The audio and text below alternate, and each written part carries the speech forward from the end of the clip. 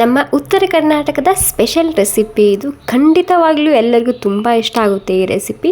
Tomato ಮತ್ತು ಈರುಳ್ಳಿನ ಈ ರೀತಿ ಕಟ್ ಮಾಡ್ಕೊಂಡು ತಗೋಬೇಕು. ಈರುಳ್ಳಿ 2 ಇರಲಿ, ಟೊಮೆಟೊ ಅರ್ಧ kg ಇರಲಿ. 1 ಕಪ್ ಆಗುವಷ್ಟು ಶೇಂಗಾ ಬೀಜನ ಗರಿ ಗರಿ ಆಗೋ ತನಕ ಹುರ್ಕೊಂಡು ಪ್ಲೇಟ್ನಲ್ಲಿ ಸೈಡಿಗೆ ಎತ್ತಿಟ್ಕೋಬೇಕು. ಇದೇ ಕಣ್ಣಿನಲ್ಲಿ ಸ್ವಲ್ಪ ಎಣ್ಣೆ ಹಾಕ್ಕೊಂಡು ಜೀರಿಗೆ, ಇಂಗು, ಈರುಳ್ಳಿ ಮತ್ತು ಈ ಟೊಮೆಟೊ ಹಾಕ್ಕೊಂಡು ಎಲ್ಲ ಸೇರಿಸಿ ಸಾಫ್ಟ್ ಆಗೋ ತನಕ ಹುರ್ಕೊಂಡು ತಗೋಬೇಕು. ಇಲ್ಲಿ ಶೇಂಗಾ ಬೀಜ ಕೂಡ ತಣ್ಣಗಾಗಿದೆ. ತಣ್ಣಗಾದ್ಮೇಲೆ ಈ ರೀತಿ ಸಿಪ್ಪಿನ ಬೇರೆ ಮಾಡ್ಕೊಂಡು ತಗೋಬೇಕಾಗುತ್ತೆ. ಸಿಪ್ಪೆ ಬೇರೆ ಮಾಡ್ಕೊಂಡಾಗಿದೆ. ಇವಾಗ ಮೊದಲಿಗೆ ಶೇಂಗಾ ಬೀಜನ ಸ್ವಲ್ಪ ತರಿತರಿಯಾಗಿ ರುಬ್ಕೊಂಡು ತಗೋಬೇಕು. ಇಲ್ಲಿ ಟೊಮೆಟೊ ಕೂಡ ಪೂರ್ತಿಯಾಗಿ ಸಾಫ್ಟ್ ಆಗಿದೆ. ಸಾಫ್ಟ್ ಆಗೋ ತನಕ ಹುರ್ಕೊಂಡು ತಗೋಬೇಕು. ಕೊನೆಗೆ ಇದಕ್ಕೆ ಸ್ವಲ್ಪ ಕೊತ್ತಂಬರಿ ಸೊಪ್ಪು ಹಾಕೊಂಡು ಮಿಕ್ಸ್ ಮಾಡ್ಕೊತಿದ್ದೀನಿ. ಇವಾಗ ಗ್ಯಾಸ್ ಬಂದ್ ಮಾಡ್ಕೊಂಡು ಕೆಳಗಡೆ ಎತ್ತಿಟ್ಕೊತಿದ್ದೀನಿ. ಸ್ವಲ್ಪ ತಣ್ಣಗಾದ್ಮೇಲೆ ಇದು ಕೂಡ ಮಿಕ್ಸಿಯಲ್ಲಿ ಹಾಕೋಬೇಕಾಗುತ್ತೆ. ಎಲ್ಲನೂ ಒಮ್ಮೆನೇ ನಾನಿಲ್ಲಿ ಮಿಕ್ಸಿಯಲ್ಲಿ ಸೇರಿಸ್ತಿದ್ದೀನಿ. ಖಾರಕ್ಕೆ ಎಷ್ಟು ಬೇಕೋ ಅಷ್ಟು ಬ್ಯಾಡಗಿ ಮೆಣಸಿನ್ಕಾಯಿ ಹಾಕೊತಿದ್ದೀನಿ.